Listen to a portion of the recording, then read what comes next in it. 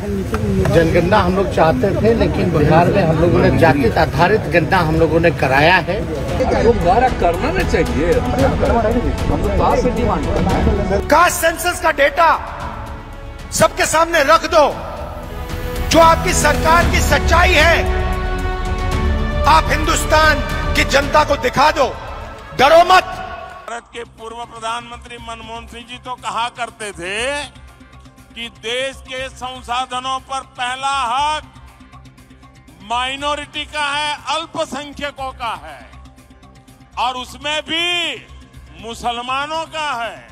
नमस्कार, स्वागत है आपका पीटीसी न्यूज में और मैं हूं जुबैर खान। तो आखिरकार एक लंबी जद्दोजहद और मशक्कत के बाद बिहार के मुख्यमंत्री नीतीश कुमार और उप मुख्यमंत्री तेजस्वी यादव की लीडरशिप में बिहार की महागठबंधन सरकार ने जातिवार गणना की रिपोर्ट को सार्वजनिक कर ही दिया। अब कुछ का जो कराया गया तो ये पूरा का पूरा करके जो भी रिजल्ट आया है, अब उसके बाद सबकी आर्थिक स्थिति एक एक परिवार का भी ले लिया गया, तो करके भी सब कुछ उसको भी कर रहा है, सबको जानकारी भी दे देगा और कुल मिला करके कल प्रेजेंट करवा देंगे एक एक जगह। कल के बारे के बाद धीरे धीरे आपको पता चलेगा।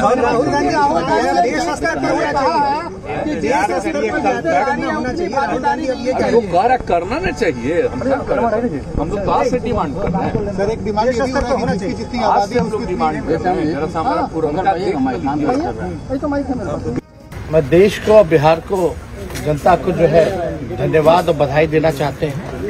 साथ ही साथ आदरणीय लालू प्रसाद जी और आदरणीय मुख्यमंत्री नीतीश कुमार जी को बधाई देना चाहते हैं। हम लोगों की शुरू से ही ये मांग रही है, सड़क से संसद तक हम लोगों ने संघर्ष किया था। जातीय जनगणना हम लोग चाहते थे, लेकिन बिहार में हम लोगों ने जाति आधारित गणना हम लोगों ने कराया है। और साइंटिफिक जो डेटा जो है, आर्थिक सामाजिक न्याय की जो लड़ाई लगातार हम लोगों ने जो लड़ी है, और चुनाव में भी यह हमेशा से हम लोगों का अहम मुद्दा रहा है। तो आप देखिएगा कि प्रधानमंत्री जी ने नकार दिया, लोकसभा में नकारा गया, राज्यसभा में नकारा गया, लेकिन जो हम लोगों का कमिटमेंट था ये कराने का, वो हम लोगों ने किया।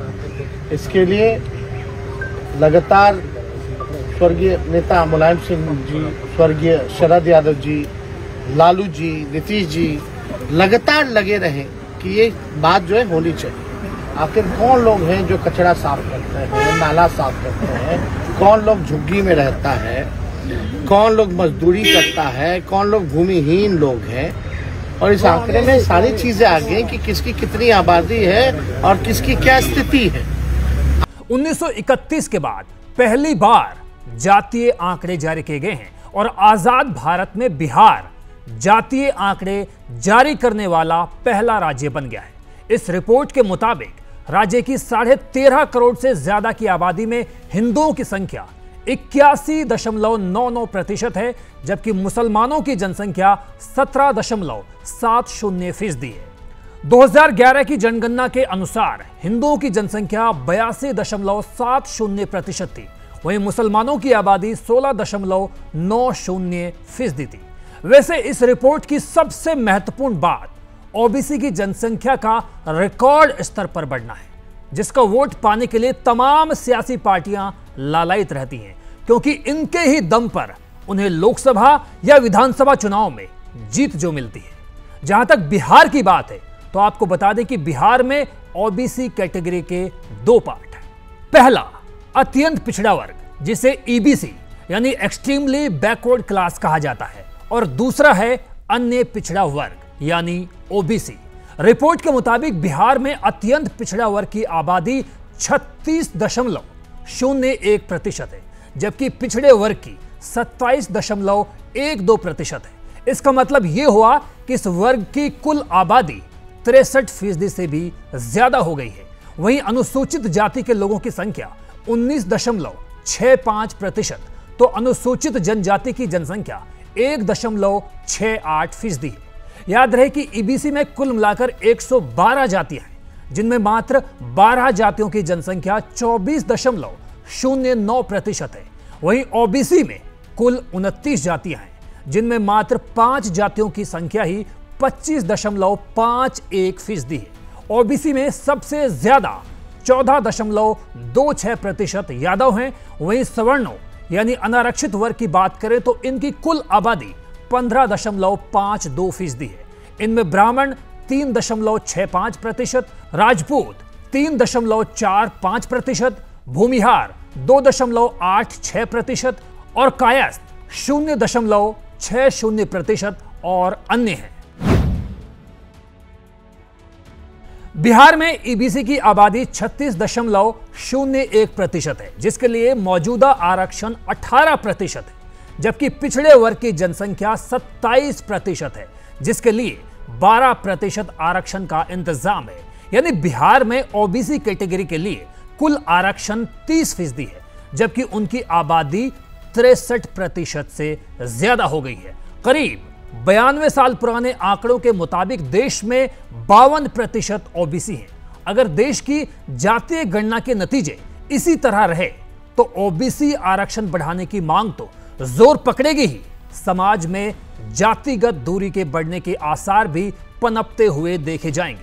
जानकारों की माने तो बिहार में जातीय गणना की रिपोर्ट में उम्मीद से ज्यादा बढ़ी ओबीसी की आबादी को देखकर अब देश भर में ऐसी ही जनगणना कराने की मांग बढ़ सकती है। उत्तर प्रदेश समेत कई अन्य राज्यों में इसकी मांग तो शुरू हो ही चुकी है। बिहार में एनडीए के सहयोगी दल हिंदुस्तानी अवाम मोर्चा और लोक जनशक्ति पार्टी के दोनों गुट और रामदास अठावले की रिपब्लिकन पार्टी ऑफ इंडिया भी देश भर में ऐसी गणना के पक्षधर हैं। आने वाले दिनों में इस मांग के साथ ही केंद्र की नौकरियों में ओबीसी के लिए तय 27% आरक्षण को भी बढ़ाने का दबाव बढ़ सकता है। बिहार में जातीय जनगणना हमने कर दिया, ये पूरा देश भर में होना चाहिए। इससे पूरे देश के गरीबों को, दलितों को, सबको लाभ होगा और सबको वाजिब हक मिलेगा। अभी तक हक नहीं मिलता था जातीय जनगणना नहीं होना चाहिए, और ये सब हम लोगों ने कर दिया है। अब इसको करना है, यही आधार रहेगा हम लोग। फर्दर क्या प्लानिंग है इसके बाद? क्या रिजर्वेशन के दायरे को 50% कैप को बढ़ाया जाएगा? बढ़ाया जाएगा, जैसा संख्या हुआ है उस अनुरूप बढ़ाया जाएगा। बीजेपी सवाल उठा रही कि आप लोग विभाजनकारी नीति को बीजेपी ने इतना दिन तक हक मारा ना, बीजेपी हक मारा, अब उसकी हक मारी पकड़ में आ गया है। अब पकड़ में आ गया है तो ये अड़ा बड़ा बात बोलेगा। यानी इस बात को कहना गलत नहीं होगा कि अब देश भर में विपक्ष को एक गंभीर मुद्दा मिल गया है। इस बात से इनकार नहीं किया जा सकता कि देश की राजनीति अब ओबीसी के आसपास ही घूमेगी, चाहे 2024 का लोकसभा चुनाव हो या राज्यों में होने वाले विधानसभा चुनाव। और वैसे भी सबने देखा ही है, संसद सत्र में इसी तर्ज पर महिला आरक्षण की भी मांग की जा रही थी, लिहाजा केंद्र पर इसका दबाव भी बढ़ेगा। जातिवार गणना की रिपोर्ट जारी होने के साथ ही बिहार से दिल्ली तक के सियासी हलकों में तूफान आ गया है। जिसकी जितनी आबादी, उसको उतना आरक्षण और योजनाओं में उनकी उतनी ही हिस्सेदारी की मांग शुरू हो चुकी है। राहुल गांधी ने भी कहा, बिहार में ओबीसी SC ST 84% है। देश भर में गणना हो, जितनी आबादी उतना हक मिले। इसके अलावा पिछले दिनों राहुल द्वारा दिए गए बयानों से यह भी साफ है कि बीजेपी के खिलाफ विपक्षी गठबंधन जातीय जनगणना, खासकर ओबीसी को अगले चुनाव में मुद्दा बनाएगा। नरेंद्र मोदी जी से पूछा कि आप कास्ट सेंसस से डरते क्यों हो? कास्ट सेंसस का डेटा सबके सामने रख दो, जो आपकी सरकार की सच्चाई है। आप हिंदुस्तान की जनता को दिखा दो, डरो मत। मगर नहीं, उनके मंत्री कहते हैं हमारे ओबीसी के विधायक हैं, ओबीसी के सांसद हैं, और उन्हीं सांसदों से आप लोकसभा में बात करो, वो आपसे कहते हैं कि भैया देखो, हमारे से कोई कुछ पूछता नहीं है, हम कुछ बोल नहीं सकते, हमें तो यहां मूर्ति जैसे रखा हुआ है। असली निर्णय हिंदुस्तान के सेक्रेटरी लेते हैं, ब्यूरोक्रेट लेते हैं, नरेंद्र मोदी जी लेते हैं। तो अगर ओबीसी को भागीदारी देनी है, दलितों को, आदिवासियों को, महिलाओं को भागीदारी देनी है, तो कास्ट सेंसस करवाना ही पड़ेगा। और अगर नरेंद्र मोदी जी कास्ट सेंसस नहीं करवाएंगे तो जैसे हमने कहा था यहां पे, जैसे ही हमारी सरकार आएगी पहला कदम कास्ट सेंसस होगा और ओबीसी को जो भागीदारी मिलनी चाहिए वो कांग्रेस पार्टी करके दिखाएगी।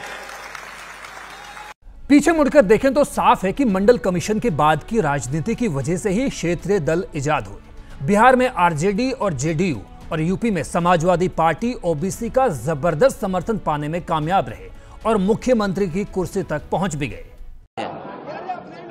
आज जो आंकड़े बताते हैं, पिछड़े दलित और खासकर अल्पसंख्यक मुसलमान भाई हर जगह पीछे हैं, चाहे वो नौकरियां हों, चाहे वो रोजगार हो, चाहे वो संस्थाओं में जहां उन्हें मौका मिलना चाहिए, हर जगह पीछे हैं। इधर जब से जाति जनगणना की बात आई है, जो कभी नारे लगते थे, आज हर समाज के लोग इस बात को कह रहे हैं कि जाति जनगणना हो और जाति के जो आबादी हो उसके हिसाब से हक और सम्मान मिले।